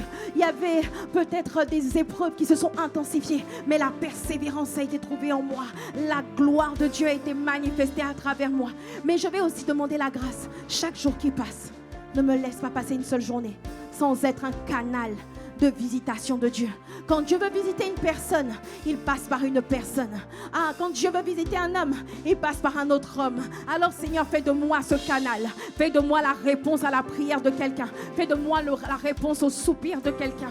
Fais de moi la réponse. Fais de moi la réponse. Est-ce que tu peux élever la voix? Est-ce que tu peux élever la voix? Est-ce que tu peux élever la voix, Seigneur? Ne me laisse pas être timide. Ne me laisse pas être dans les faux raisonnements. Ne me laisse pas être dans les hauteurs. Donne-moi d'atteindre le véritable but. Donne-moi de me focaliser sur ce qui compte vraiment. Donne-moi chaque jour d'être un moyen par lequel tu veux passer. Si ça ne marche pas, si j'ai prié pour quelqu'un, ça ne marche pas, tant pis. Mais moi, j'ai fait ma part. Moi, j'ai fait ma part. Et l'onction vient avec l'action. Plus je suis en action, plus l'onction de guérison est manifestée. Plus je prie pour les personnes qui sont oppressées, plus l'onction de délivrance est manifestée. Plus j'agis, plus l'onction sur Dieu, sur ma vie est manifestée. Plus de discernement de ta voix, de ta volonté, Seigneur, plus de toi. Bien-aimé, tu as besoin du discernement de sa voix. Chaque jour, demande à Dieu qui je dois appeler, pour qui je dois prier, pour qui je dois intercéder. Bien-aimé, la sœur dont je vous parlais tout à l'heure qui est partie, le frère, il y a son berger, le pasteur de l'église dans laquelle elle est. Quand je l'ai appelé pour lui dire que la sœur était décédée, était partie, il était abattu. Il a passé son temps à crier au téléphone. Et puis il me dit, mais ce matin, je me suis réveillée. Et j'ai dit à ma femme que j'allais sûrement passer voir la sœur le soir. Et la sœur, on nous a annoncé son décès à 17h50. Et je vous assure devant Dieu À 17h50, le berger en question a envoyé un message pour dire « Est-ce que tu es disponible? Je vais passer chez toi pour prier avec toi. » Bien-aimé, je ne sais pas ce qui se serait passé. Mais ce berger, il est dans un regret. Il se dit « Mais c'est pas possible, j'ai raté quelque chose. » Mais peut-être que s'il était venu la veille, peut-être que s'il était venu le matin, peut-être que si, parce que quand il a senti dans son cœur le matin, peut-être que s'il avait pris son téléphone pour appeler. Je ne suis pas en train de culpabiliser quelqu'un. Je lui dis juste qu'on ne se rende pas compte. Le titre de mon message, c'est « Ces multitudes dont le sort dépend de toi ». Des fois, il y a des gens qui meurent ou qui partent trop tôt. On se dit, mais oui, mais si Dieu est fidèle, pourquoi il a permis? Mais tu ne sais pas que c'est sur toi que Dieu comptait. Tu ne sais pas. Et nous, on s'enferme dans notre timidité, dans nos remords, dans nos regrets. Si j'ai fait ma part et que la personne est partie, la Bible dit que mes mains sont nettoyées du sang de la personne. Si j'ai fait ma part, il n'y a pas de problème. Si j'ai fait ma part, si je me suis battue comme je devais me battre, il n'y a pas de problème. Mais si j'ai semé l'indifférence, ne viens pas accuser Dieu parce que Dieu est obligé de passer par une personne. Alors demande à Dieu plus de discernement de savoir. Que chaque jour, tu discernes qui tu peux aider, qui tu dois appeler. Tu peux éviter le suicide à quelqu'un. Tu peux éviter que quelqu'un tombe dans l'impudicité juste parce que tu vas le visiter. Tu peux éviter à quelqu'un la mort. Tu peux éviter à quelqu'un d'aller se tourner peut-être vers des voyants, vers des sciences ésotériques parce qu'il cherchait une réponse. Et la première personne, en fait la personne Dieu l'a visité à travers toi. Mais si aucun de nous ne parle, comment entendront-ils si personne ne parle? Peut-être que Dieu t'a mis sur son chemin dans le RER. Juste peut-être que la personne peut-être cherchait un signe. Si tu avais juste mis peut-être un petit bout pour dire Dieu t'aime, la personne a dit je cherchais une réponse, je cherchais quel était le chemin, la vérité, la vie, mais je crois que le signe que j'attendais est venu aujourd'hui. Dis avec moi un bon amen.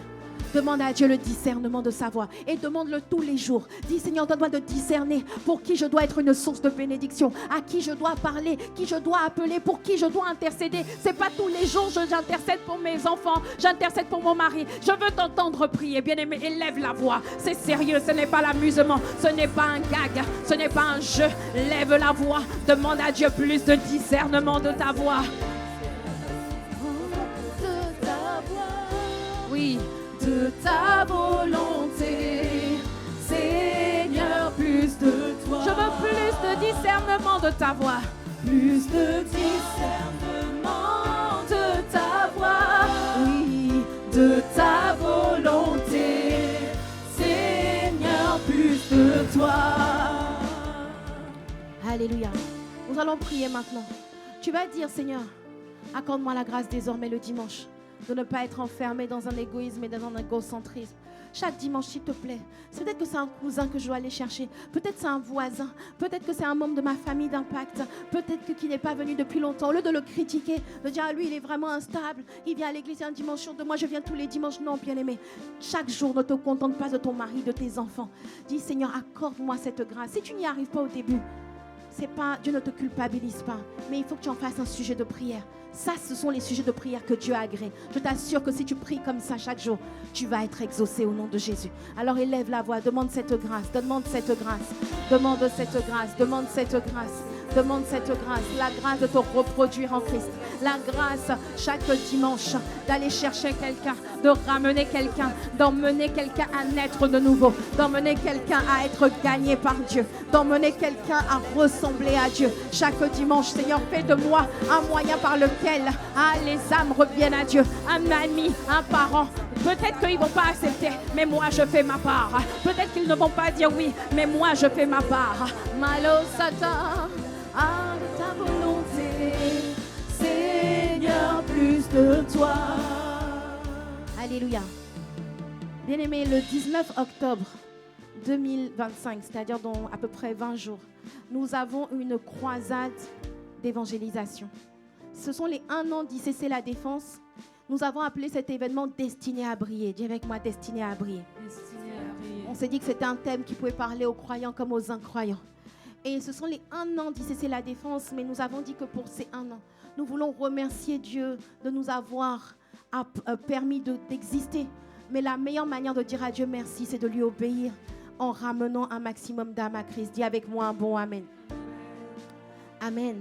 Alors, pour cette croisade, le défi nous est lancé. Nous avons 1600 places environ en présentiel. On peut même mettre plus parce que les stars peuvent se tenir debout, les serviteurs, pendant que les autres sont assis. En tout cas, plus on est nombreux. La Bible dit que quand le peuple est nombreux, c'est la gloire du roi. Il y en a qui pensent que non, on était 20, on est dans une petite église, c'est une église à taille humaine. Les gens disent oui, c'est une église. Non, regardez le visuel, c'est une église à taille humaine. J'aime bien cette église parce qu'on n'est pas nombreux. Et tu dis gloire à Dieu. Non, Dieu dit quand le peuple est nombreux, c'est la gloire du roi. Dieu n'est pas glorifié quand le peuple n'est pas nombreux. Dieu est glorifié quand on est nombreux. Et donc le 19 octobre, nous avons une croisade. Nous voulons qu'un maximum d'âmes soient sauvées. Nous voulons un minimum de 500 nouvelles âmes gagnées à Christ. Oh, ton amen, ton amen. Alléluia. Et pour ça, chaque samedi, nous organisons des sorties d'évangélisation. Et en plus des sorties d'évangélisation, nous croyons à l'évangélisation par amitié. C'est-à-dire que c'est plus facile de ramener à Christ quelqu'un que tu connais, quelqu'un de ton environnement des fois. Peut-être qu'il y en a qui ne sont pas à l'aise pour parler dans la rue, il n'y a pas de problème. Mais c'est peut-être plus facile de parler à un collègue, à un ami, à un voisin, de lui tendre un carton d'invitation. Et donc, nous allons organiser ce système d'évangélisation par amitié. Et cette semaine, je crois que c'est mardi, c'est ça, on a réunion. On a réunion. Qui peut me donner la date, s'il vous plaît? Regarde la date et donne la date. On a l'évangélisation, on a une réunion pour organiser cette évangélisation par amitié. C'est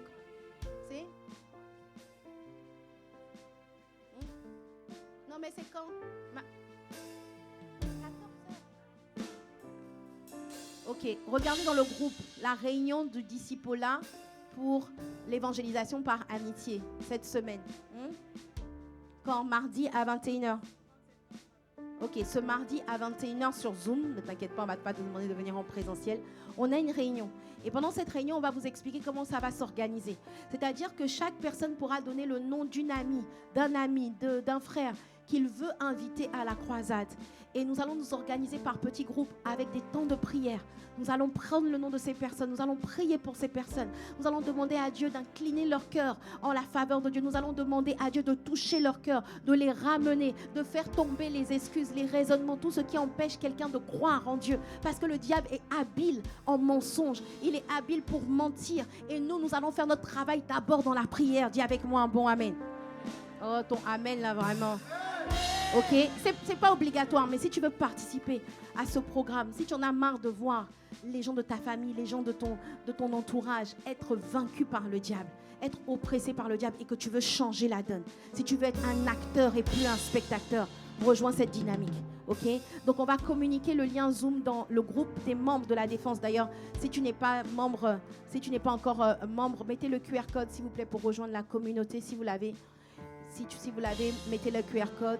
Et même si tu t'enregistres, voilà, si tu cliques ici pour t'enregistrer pour cet événement, enregistre-toi. Si tu cliques pour t'enregistrer, on aura tes coordonnées, on t'enverra un mail. Mais on mettra, qui n'est pas encore dans la communauté WhatsApp de l'église ICC La Défense, lève bien la main, lève bien la main, lève bien la main.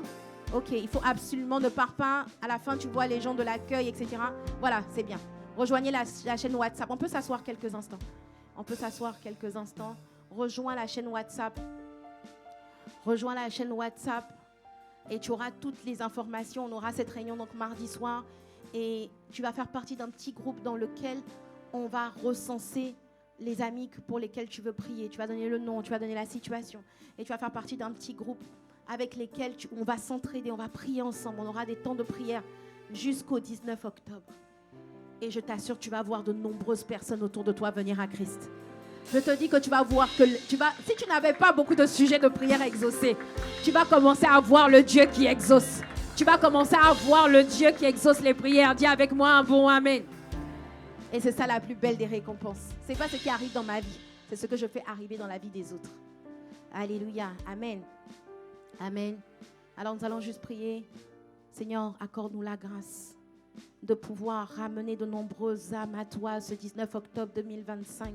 Seigneur, ne nous laisse pas, Seigneur, oh Dieu, à atteindre cette date sans nous préoccuper sans être un acteur. Il ne s'agit pas d'un grand show avec comme personnage principal le pasteur Juliana ou le pasteur Ivan. Non, il s'agit d'un moment où nous sommes tous descendus des gradins et nous sommes tous descendus dans l'arène pour pouvoir venir. Nous sommes tous sur le terrain pour pouvoir évangéliser, gagner des âmes, chasser des démons, guérir des malades. Parce que ta lumière doit briller. Dis avec moi un bon amen. Oh, dis avec moi un bon amen. Alléluia. Alléluia. Alors, nous sommes arrivés quasiment à la fin de notre culte et j'aimerais inviter une personne qui est là. Il y a peut-être une personne qui est là qui elle-même, avant de devenir une source de bénédiction, tu dois d'abord déjà accepter Jésus comme Seigneur et Sauveur. Tu dois déjà accepter de faire alliance avec Dieu, de devenir un enfant de Dieu, pas de venir à l'église. Beaucoup de gens viennent à l'église, beaucoup de gens sont chrétiens, catholiques, musulmans, etc. Mais ils n'ont pas eux-mêmes fait une alliance personnelle avec Dieu. Ils n'ont pas eux-mêmes, ils ne sont pas d'abord eux-mêmes. Parce que c'est une décision personnelle. Dieu ne force personne. Alléluia. Et c'est le point de départ de la réussite de ta vie. Si tu n'acceptes, je suis en train de parler d'atteindre le but. Mais si tu n'acceptes pas Jésus, tu as déjà raté le but. Mais je déclare que tu ne rateras pas le but au nom de Jésus. Amen. Alors, je vais inviter les personnes qui veulent le recevoir Jésus dans leur cœur, prendre ce nouveau départ avec Dieu, à faire cette prière. Et quand nous allons prier, fais-le vraiment de tout ton cœur. Parce que la Bible dit que si tu crois dans ton cœur que Jésus est Seigneur, et si tu le confesses de ta bouche, tu seras sauvé. Amen. Alors, on va répéter ensemble. L'Assemblée peut prier avec nous pour accompagner. On va incliner la tête. Seigneur Jésus, merci. Pour cette journée de plus. Merci de nous avoir emmenés à la maison du Seigneur aujourd'hui. Merci. Parce que les pas du juste sont conduits par le Seigneur. À partir d'aujourd'hui, je t'accepte comme Seigneur. Je ne m'entends pas comme Seigneur et comme Sauveur. Je te reçois. Je reçois le Saint-Esprit en moi. Je te demande pardon pour mes péchés. Tu ne cherches pas des personnes parfaites. Tu cherches des personnes disposées, des personnes sincères. Et je t'avoue sincèrement mon incapacité à marcher avec Dieu. Mais je veux te laisser me transformer à ton image et à ta ressemblance. Alors viens dans ma vie, sois mon Seigneur et sois mon Sauveur. Au nom de Jésus. Amen. Amen. Alors est-ce qu'on peut incliner la tête, s'il vous plaît, en signe de respect envers Dieu? Et je vais demander à toute personne, tu peux incliner la tête s'il te plaît, en signe de respect envers Dieu. Et je vais demander à une personne qui est là et qui fait cette prière pour la première fois de lever la main. Si c'est la première fois que tu fais cette prière ou ce type de prière, est-ce que tu peux lever la main? Oui, je vois une main levée. Lève la main bien haut. Je sais qu'il y a d'autres personnes qui doivent recevoir Jésus. Je vois une deuxième main levée et le ciel est dans la joie. Je vois une deuxième main levée et le ciel est dans la joie. Alléluia. Lève la main si c'est aujourd'hui que tu décides, que tu fais cette prière pour la première fois. Si c'est aujourd'hui que tu prends ce nouveau départ ou si tu t'étais éloigné de Dieu et qu'aujourd'hui tu reviens à Dieu, alors lève la main là où tu es. Lève la main là où tu es. Lève la main là où tu es. N'endurcis pas ta voix. Tu ne sais pas quelle est la fin de ta durée sur cette terre. Ta durée sur cette terre n'est pas déterminée par ton âge. C'est déterminé par la qualité de ta vie. Quelle est la durée que Dieu t'a fixée? Tu ne sais pas. Tu ne sais pas. Alors, si tu quittes la terre aujourd'hui, où est-ce que tu vas aller? Tu dois sécuriser ton éternité. Alors, si tu n'as pas encore reçu Jésus comme Seigneur et Sauveur, lève la main. Ça ne coûte rien d'oser Jésus. Tu as peut-être osé la religion. Tu as peut-être osé l'occultisme, les voyants, oser d'autres systèmes. Tu as peut-être osé compter sur tes parents, sur ta famille, mais aujourd'hui, ose compter sur Jésus pour te faire prendre un nouveau départ. Lève bien la main là où tu es. Lève bien la main là où tu es. Alléluia, alléluia. Et je vais demander aux personnes qui ont eu le courage de lever la main, je vais te demander un courage supplémentaire. Est-ce que tu peux juste te lever là où tu es afin que nous puissions étendre nos mains vers toi? Est-ce que tu peux lever la main là où tu es afin que nous puissions acclamer Dieu pour ta vie? Lève-toi là où tu es, s'il te plaît. Est-ce que vous pouvez vous tenir debout? Tiens-toi debout. Est-ce que le peuple de Dieu peut acclamer Dieu pour ses hommes et ses femmes? Waouh! Alléluia! Vous êtes le but de ce culte. Dis avec moi un bon amen. Alléluia. La Bible dit que s'il y a une seule personne qui revient à Dieu, alors le ciel est dans la joie. Les anges font la fête grâce à vous. Dieu est en train de faire la fête actuellement grâce à Dieu, grâce à vous. Alléluia. Parce qu'une seule personne qui revient à Dieu, le ciel est dans la joie. Alors vous avez fait cette prière, sachez que c'est la plus belle décision de votre vie et qu'à partir d'aujourd'hui, il y aura un shift. À partir d'aujourd'hui, il y aura un changement. À partir d'aujourd'hui, il y aura une transformation. Dites avec moi un bon amen. Alors je vais vous demander d'étendre la main vers eux. Nous allons prier. Seigneur, nous te bénissons, nous te rendons grâce pour ces personnes. Merci de ce que c'est toi qui les as ramenés à toi, Seigneur. Nous te prions de les garder enracinés, fondés en toi. Nous te prions, Seigneur, oh Dieu, que leur vie soit transformée. Nous te prions qu'ils expérimentent toutes sortes de changements, de transformations qui attestent de ta grandeur et de ta véracité, Père.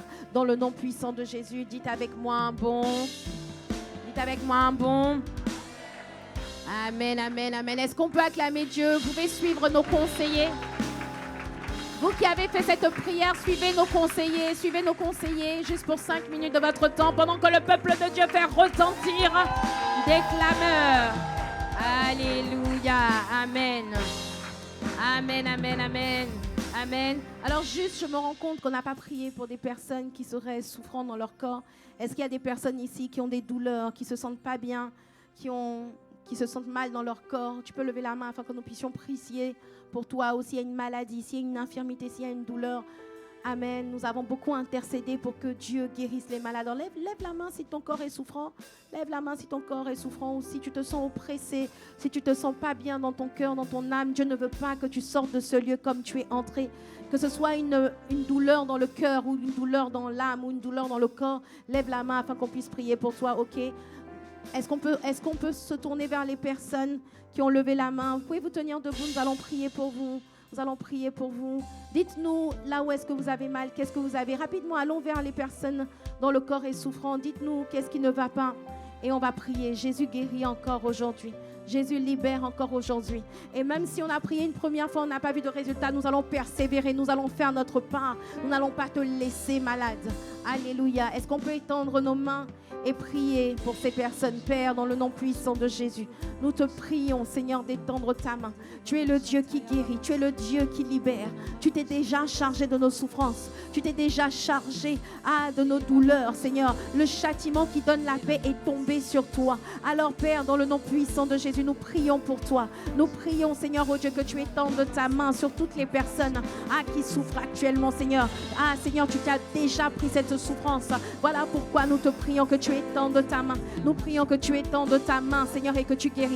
Nous prions que tu étendes ta main, que la guérison émerge maintenant, que le sang de Jésus parle sur sa vie maintenant. Nous réprimons tout esprit d'infirmité, tout esprit qui est à l'origine de ces douleurs, qu'il parte maintenant au nom de Jésus, et que le Saint-Esprit vienne maintenant, que le Saint-Esprit vienne les inonder maintenant, que la guérison soit effective maintenant, que la libération soit effective maintenant. Tu es le Dieu qui guérit, tu es le Dieu qui libère, tu es le Dieu qui restaure, tu es le Dieu qui délivre, tu es le Dieu qui fait toute ta merveille. Alors démontre la grandeur du nom de Jésus, démontre la supériorité du nom de Jésus, démontre la puissance du nom de Jésus. Saint-Esprit, nous avons fait notre part en priant pour ces personnes. Tu as dit, vous imposerez les mains aux malades et les malades seront guéris. Seigneur, alors guéris, guéris encore, encore, oh oui, tu guéris encore, encore, encore, tu guéris encore, encore, encore. Le temps des miracles n'est pas passé. Il est le même hier, aujourd'hui, éternellement. Alléluia, amen. Alors maintenant, demandez à la personne si elle ressent une amélioration, si elle ressent une guérison effective. Allez-y rapidement. Si quelqu'un a expérimenté un toucher de Dieu, expérimenté une guérison, lève la main. Lève la main si Dieu t'a visité, si Dieu t'a touché. Miracle est là. Si tu crois, tu verras, tu verras. tu verras. Si tu crois, tu verras. Ton miracle est là. Si tu crois, tu verras. Est-ce que quelqu'un a expérimenté une guérison, une libération, a touché une amélioration? Tu verras. Ton miracle est là. Si tu crois, tu verras. Vas-y. Tu verras. Oh, si tu crois, tu verras. Ton miracle est là. Vas-y. Je m'appelle Adélaïde Marie-Elisabeth. Ok, bonjour Elisabeth. En fait, depuis ce matin, je suis venue ici et j'avais une douleur ici, surtout quand je marchais. Et c'était sur une échelle de 5 à 6. Et depuis la prière, j'ai plus mal du tout. Et puis tu dis ça comme ça, hein? J'ai plus mal du tout et tu ne te réjouis pas dans le Seigneur. Ah. Si tu crois, tu verras. Acclame Dieu. Tu verras. Si tu crois, tu verras. Oh, ton miracle. Dis avec moi, si je crois. Si tu crois, tu verras. Lève-toi, acclame Dieu. Acclame Dieu. Nous t'acclamons, Seigneur. Si tu crois, tu verras. Ton miracle. Mais je vous trouve bien mou, bien froid. Si tu crois, tu verras. Hey, tu verras. Si tu crois, tu verras. Ton miracle. Dis à ton voisin, ton miracle est là. Ah. Si tu crois, dis à voisin, si tu crois, tu verras. Ne te décourage pas. Ne t'abats pas. Si tu crois, tu verras. Ton miracle. Si tu persévères, tu verras. Si tu persévères, tu verras. Si tu persévères, si tu crois, tu verras. Hey, ton miracle est. Si tu crois, tu verras. Si tu crois, tu verras. Tu verras. Si tu crois, tu verras.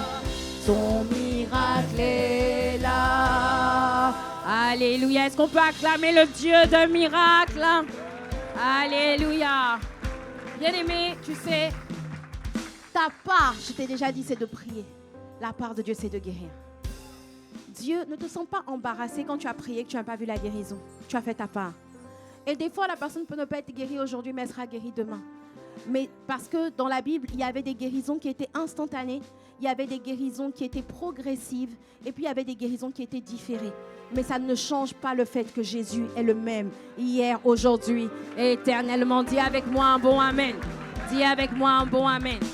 Alléluia. Amen. On va prendre place, on va juste passer à nos offrandes. Alléluia. Nous voulons pouvoir contribuer à l'avancement du règne de Dieu. La Bible dit, ne vous amassez pas des trésors sur la terre, là où la teigne et la rouille peuvent détruire. J'ai beaucoup aimé le passage de tout à l'heure, quand il a dit, mais tu amasses, mais tu ne sais même pas qui va recueillir. Tu ne sais même pas qui va jouir de ton bien.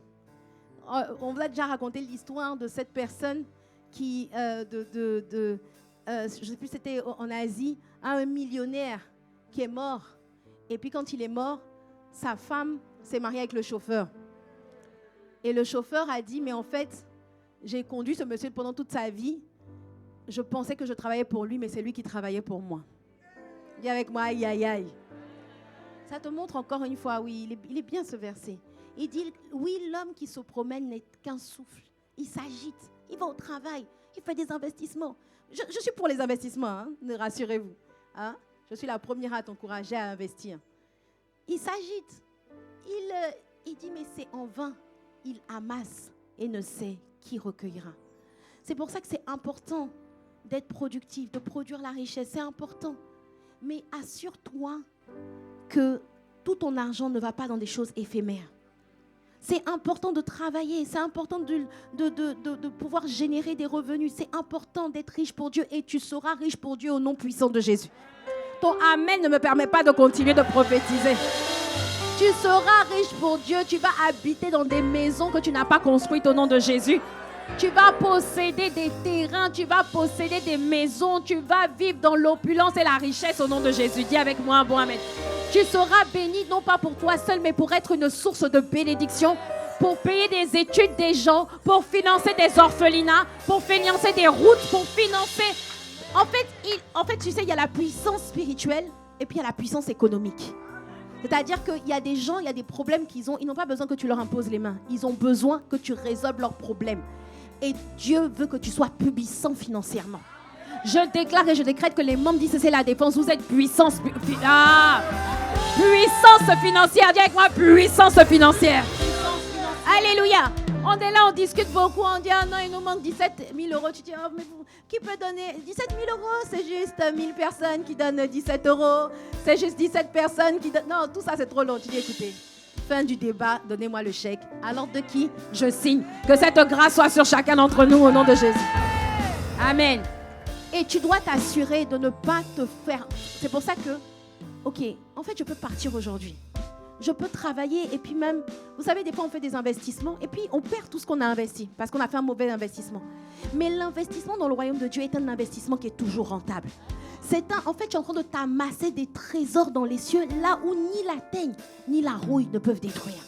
Tu peux acheter une maison et puis après on te dit non, en fait le sol sur lequel tu as acheté c'est un sol argileux, la maison est détruite. Quelle que soit la nature de l'investissement que tu fais, il peut se détruire. Le seul investissement qui ne se détruira jamais et qui sera marqué à jamais dans le livre de souvenirs de Dieu, c'est l'investissement pour les cieux. L'investissement pour faire en sorte que de nombreuses âmes soient sauvées. L'investissement pour que des vies soient transformées. Dis avec moi un bon amen. Amen. Alléluia. C'est pour ça, c'est pas moi qui dis. Hein. Il dit amassez-vous des trésors dans le ciel. Dis à ton voisin, il faut qu'on s'amasse des trésors dans le ciel. Il y en a quand on regarde ton compte céleste, il est à découvert.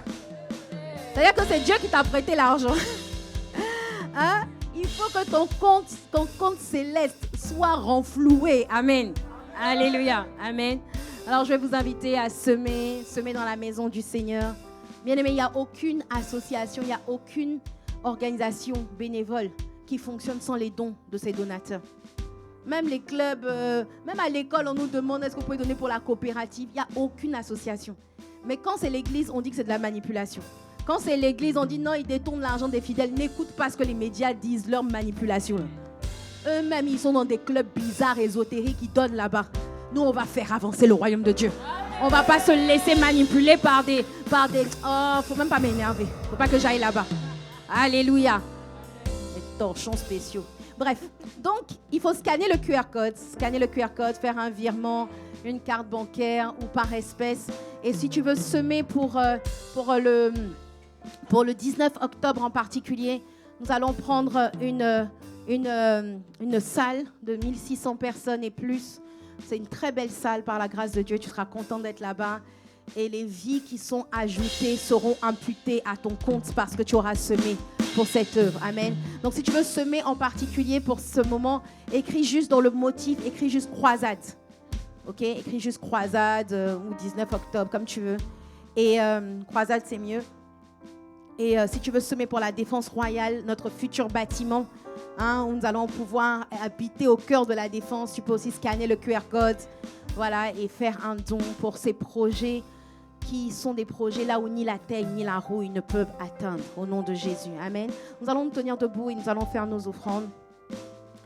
Est-ce que tu peux te tenir debout, même si tu fais ton virement par carte bancaire, par espèce, tiens une enveloppe sur ta chaise, tiens-la de façon symbolique. Mais ne viens pas à la maison du Seigneur les mains vides. Sème pour l'avancement du royaume. Même si c'est quelque chose de symbolique, je t'invite à semer toujours sans contrainte ni regret, mais avec joie. Amen. Amen. On va répéter ensemble. Seigneur Jésus. Seigneur Jésus. Merci. Merci. Pour ta parole. Pour ta présence. Merci parce que c'est toi qui me donne le souffle de vie, la capacité de travailler me vient de toi. Alors accorde-moi la grâce de t'apporter toutes mes dîmes et mes offrandes afin de faire avancer le royaume de Dieu. Merci Seigneur de ce que ainsi tu ouvres les écluses des cieux et tu répands sur nous la grâce la bénédiction en abondance, l'intelligence financière en abondance, la créativité, la productivité, l'autodiscipline, la focalisation, la diligence pour enfanter des projets qui vont nous permettre de créer de la richesse au nom puissant de Jésus. Merci Père de ce que c'est toi cette semaine qui me rend productif dans tous les aspects de ma vie. Au nom de Jésus. Amen, amen. Est-ce que tu peux acclamer le Seigneur? Amen, amen, amen. Nous sommes arrivés à la fin de notre service. Les paniers ont circulé. Amen. Je vais inviter, on peut s'asseoir, inviter toutes les personnes qui sont là pour la première fois. If you are here for the first time, si vous êtes là pour la première fois, merci de bien vouloir vous tenir debout afin que nous puissions bénir Dieu pour votre vie. Si vous êtes là pour la première fois, levez-vous, levez-vous, levez-vous, levez-vous. Les acclamations pour le Seigneur à votre sujet. Voilà. Oh, mais acclame bien Dieu pour ces hommes et ces femmes d'impact. Waouh! Waouh! Alors, sachez que vous êtes les bienvenus. Bienvenue à Impact Centre Chrétien La Défense. Si vous n'avez pas d'église, sachez que nous sommes ravis de vous accueillir dans cette maison qui peut être votre maison spirituelle. Parce que si vous avez la foi en Dieu, quand on a la foi en Dieu, ça veut dire qu'on accepte que le Seigneur soit notre Père. Mais tout père aime avoir des réunions de famille. Tout père responsable donne toujours une famille à ses enfants, une maison à ses enfants. Quand un père est responsable, il s'assure que tous ses enfants aient une maison. Et Dieu veut que tu aies une maison. Dis avec moi un bon amen. Et cette maison, si tu n'en as pas, sache que ICC La Défense est ravi de t'accueillir. Ici, nous aimerions t'aider à progresser dans ta foi. Il y a des formations, il y a des temps de prière, des temps d'accompagnement personnalisé dans tous les aspects de ta vie pour t'aider à progresser avec Dieu. Alors, sois encore une fois la bienvenue à Impact Centre Chrétien La Défense. Et nous avons un chant spécial pour te souhaiter la bienvenue. On y va.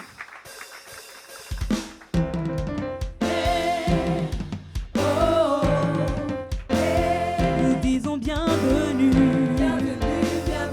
Où ça? À Impact Centre Chrétien. Nous disons bienvenue. Bienvenue. Où ça? À Impact Centre Chrétien. Seigneur, nous te consacrons nos frères et sœurs venus dans ta maison. bénis-les. Nous te consacrons nos frères et sœurs venus dans ta maison. Bénis-les. Soyez bénis, recevez la bénédiction du Seigneur. Que le Seigneur vous arrose abondamment. Recevez la grâce de Dieu. Soyez bénis. Alléluia. Que Dieu vous fasse du bien. Que Dieu vous visite. Que Dieu vous arrose. Que Dieu vous arrose de ses grâces. Amen. Bénis-nous. Bénis mon frère. Bénis ton voisin de gauche. Bénis ton voisin de droite. Amen. Soyez abondamment bénis, bénis, bénis, bénis, bénis. Alléluia. Alors nos chers invités, si vous ne vous êtes pas levés tout à l'heure pour l'appel au salut, si nos chers invités, allez rejoignez. Vous pouvez rejoindre nos conseillers. Rejoignez nos conseillers. Sauf si vous êtes déjà ICC. Parce que je vois, il y en a, ils connaissent la chanson. Ça veut dire qu'ils sont déjà ICC. Alléluia. Alors, voilà, si vous êtes là vraiment dans une église Impact Centre Chrétien pour la première fois, rejoignez nos conseillers sous vos acclamations pour le Seigneur. Amen.